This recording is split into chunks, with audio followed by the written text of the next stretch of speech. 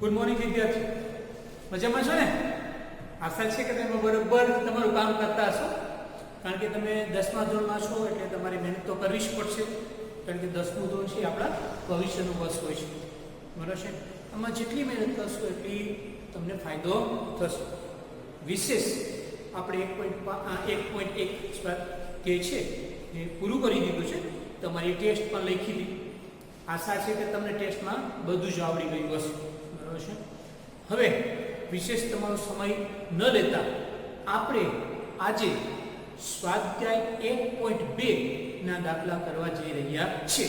પેલા સ્વાધ્યાય 1.2 જેવા 1-2 દાખલા તમને પ્રેક્ટિસ માટે શીખવાડશું અને પછી સ્વાધ્યાય 1.2 કરશું, બરાબર છે?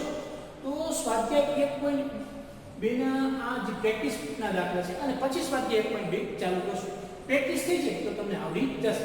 આવી સૂચના હશે કે નીચેની દરેક સંખ્યાને તેના અવિભાજ્ય અવયવોના ગુણાકાર સ્વરૂપે દર્શાવો. જો ગુણાકાર સ્વરૂપે દર્શાવવું છે, કયા સ્વરૂપે દર્શાવવાની છે? ગુણાકાર. એટલે આ બેનો ગુણાકાર કીધું તો 50 આવી જાય ગુણાકાર, બરાબર છે? એ ખાસ ધ્યાન રાખવાનું. હવે અવિભાજ્ય અવયવ કોને કહેવાય? કે જેને આપણે ભાગી ન શકીએ, બરાબર? 2 3 5 7 13 17 19 23 29 આવા ઘણા બધા અવયવો છે કે જેને અવિભાજ્ય અવયવ કહેવામાં આવે છે, બરાબર છે? તમને અહીં શું કીધું છે? અવિભાજ્ય અવયવ. એટલે અહીં જે જવાબ આવે તમારો 2 આવવો જોઈએ, કાં તો 3 આવવો જોઈએ, કાં 5 આવવો જોઈએ, કાં 7 આવવો જોઈએ, કાં 13 આવવો જોઈએ, કાં 17 આવવો જોઈએ, બરાબર છે? આને અવિભાજ્ય અવયવ કહેવામાં આવે છે. તમે 8માં ભણી ગયા છો અવિભાજ્ય અને ઓલી ચાવીઓ ભણી ગયા છે કે છેલ્લે 2 હોય, છેલ્લે 0 હોય તો તમે 2 થી ભાગી શકો કોઈ પણ રકમને, બરાબર છે ને? એ તમને ખ્યાલ જ છે. જોઈએ આપણે એક એક્સ્ટ્રા દાખલો જે આપણે લીધો છે આપણી રીતે 50. આપણે અવિભાજ્ય અવયવોના ગુણાકાર સ્વરૂપે દર્શાવવું છે 50. તો પાછળ 0 છે તો એને 2 થી ભાગી શકાશે. જો એ રકમને બતાવ્યું છે. આ આપણે ભાગાકારની રીત છે, આપણે ગુણાકારમાં દર્શાવવું છે, બરાબર? 50 છે તો 2 × 25 છે ને જોઈ લો. 50 ને 2 થી ભાગી શકો તો કેટલો જવાબ આવે? 25. 25 ને 2 થી ન ભાગી શકો, 2 થી ભાગી શકે 5 તો 25 25 અને 5 × 5. આ ભાગાકારની રીત છે, આપણે ગુણાકારમાં દર્શાવવું છે. જો અહીંયા જે છે એ લખવાનું છે 2 × 25 કેટલા થઈ જશે? 50. ક્લિયર? હવે 2 ના અવયવ નહીં પડે, 25 ના અવયવ પડશે. 25 ના અવયવ શું થાય? તો કે 5 × 5 25 25. આ તમારો જવાબ છે. 50 બરાબર લખી શકો 2 5 અને 5. એ લખાશે 2 5 અને 5. વચ્ચે કઈ સાઈન મૂકવાની? ગુણાકાર. કારણ કે ગુણાકાર સ્વરૂપે દર્શાવવાનું છે, બરાબર છે? જોઈ લેવાનું છે. આ 2 એક વાર છે, 5 કેટલી વાર છે? 2 વાર છે, બરાબર છે? અહીં ગુણાકાર કરો તો 50 જવાબ આવી ગયો. 2 5 10 10 5 50. 5 નો 25 25 50. આ તમારો જવાબ છે. આવી રીતના કરવાનું છે. બહુ ઈઝી દાખલો છે, પણ તમને પાડા આવડવા છે. શું આવડું છે? પાડા. મુખ્ય વસ્તુ પાડા છે, બરાબર છે? આ પહેલો દાખલો એક્સ્ટ્રા છે, તમારી ટેક્સ્ટ બુકમાં નથી, પણ તમે મારી રીતના એક્સ્ટ્રા ભર્યો છો જેથી કરીને તમને ખ્યાલ આવે. બીજો દાખલો 96. આનો આ રીતના આપણે નથી કર્યું. 96 ને અહીં 6 એટલે આપણે 2 થી ભાગી શકીએ તો 48 નું 96 થાય. કેટલા થાય? 48 નું 96. તો નાની રકમ હોય હંમેશા રાડે બચવું 2 × 48, બરાબર છે? આ 2 ના ભાગ ન કરો. 39 ના ભાગ પર અહીં 8 છે એટલે ફરી પાછું 2 થી ભાગી શકો તો 24 નું 39 થાય. શું થાય? 24 નું 39. તો 2 આ બાજુ અને 24 આ બાજુ. આ બોક્સમાં પેક કરવાનું જેથી કરીને જોવાના મજા આવે. આ બોક્સમાં પેક કરવું જરૂરી નથી, પણ જે હોશિયાર વિદ્યાર્થી બોક્સમાં આ રીતના પેક કરે તો જોવાના મજા આવે. 2 × 24. 2 ના ભાગ નહીં પડે, 24 ના જ ભાગ પડશે, અવયવ પડશે. 12 દુ 24 તો 2 આ બાજુ 12 આ બાજુ.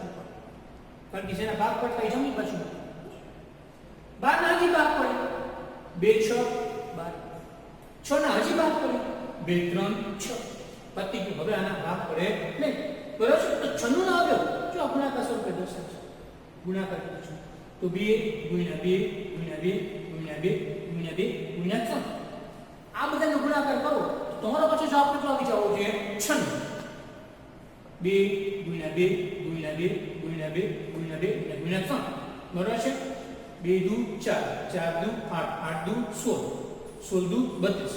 32 ગુણ્યા 3 કરો ને તો તમારો જવાબ કેટલો આવી જાય? 96 આવી જાય. 32 ગુણ્યા 3 કરો એટલે શું આવી જાય? તમારો જવાબ 96. આ બે આપણે પ્રેક્ટિસ માટે કર્યા. હવે આવા જ દાખલા આપણે સ્વાધ્યાય 1.2 માં કરવાના છે. આપણે બે ત્રણ દાખલા કરશું. બરોબર છે ને? સમજે છે ને તમને લોકોને? ઓકે. હવે સ્વાધ્યાય 1.2 સૂચના છે કે નીચેની દરેક સંખ્યાને તેના અવિભાજ્ય અવયવોના ગુણાકાર સ્વરૂપે દર્શાવો. 140 છે. અહીં 0 છે તો 2 થી ભાગી શકાશે. તમને 7 તો પાડો તો 2 7 14 એટલે 2 ગુણ્યા 70 કરો તો 140 આવી જાય.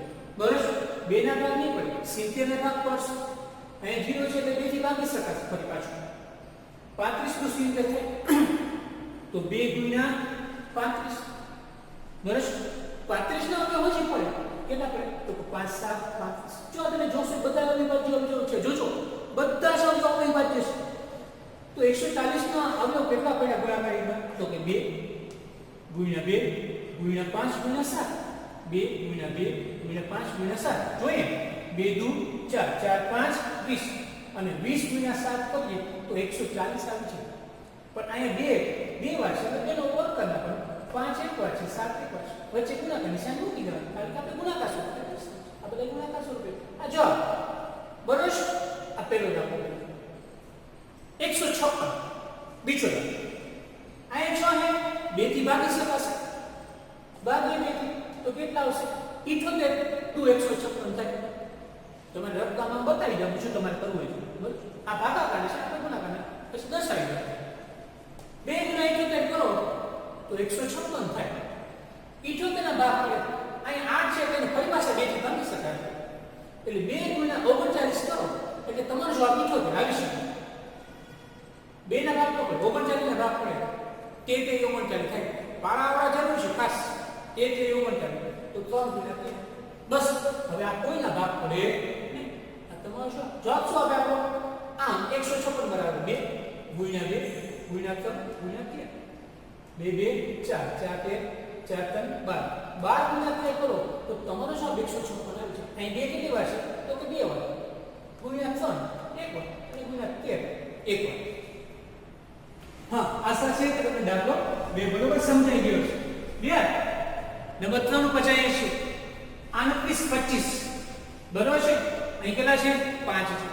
કાં તો 3 થી ભાગી શકાય, કાં તો 5 થી ભાગી શકાય, કાં 7 થી ભાગી શકાશો. એટલે તમારે જોવાનું છે. આપણે 3 થી ભાગાકાર કરશું તો થઈ જશે. 1275 ગુણ્યા 3 કરીએ તો 28 25 થાય. નાની રકમ હંમેશા ડાબી બાજુ રાખવાની અને મોટી રકમ જમણી બાજુ રાખવાની, જેથી કરીને નાના અવયવ પાછા પડતા હોય છે. 3 ગુણ્યા 1275 બરાબર? 3 નો અવયવ નહીં પડે, 1275 નો અવયવ પડશે. બરાબર છે? 3 થી હાલશે, 3 થી નો હાલે તો 5 થી કરવાનું, 5 થી નો હાલે તો 7 થી ભાગા લેવાનો. આપણે 3 થી ચાલે છે, 3 થી ભાગશું તો 1275 ટાઈમ 3 કરશું તો 3 ગુણ્યા 425 આવશે. 425 ગુણ્યા 3 કરશું તો 1275 થશે. 3 ડાબી બાજુ રાખશું, 425 જમણી બાજુ લખશું. હવે 5 છે એટલે જનરલી 5 થી ભાગી શકાય તો 5 થી ભાગશો એટલે થઈ જ જશે. 5 ગુણ્યા 85 85 ગુણ્યા 5 કરો એટલે કેટલા આવે તમારો જવાબ? 425. 5 ગુણ્યા 85 85 ના અવયવ 17 5 85 થાય તો 5 ગુણ્યા 17 બરાબર? ગુણાકાર સ્વરૂપે દર્શાવી દીધા. હવે છેલ્લે ફાઇનલ જવાબ લખવાનો. આમ 28 25 બરાબર 3 ગુણ્યા 3 ગુણ્યા 5 ગુણ્યા 5 ગુણ્યા 17. 3 ગુણ્યા 3 ગુણ્યા 5 ગુણ્યા 5 ગુણ્યા 17.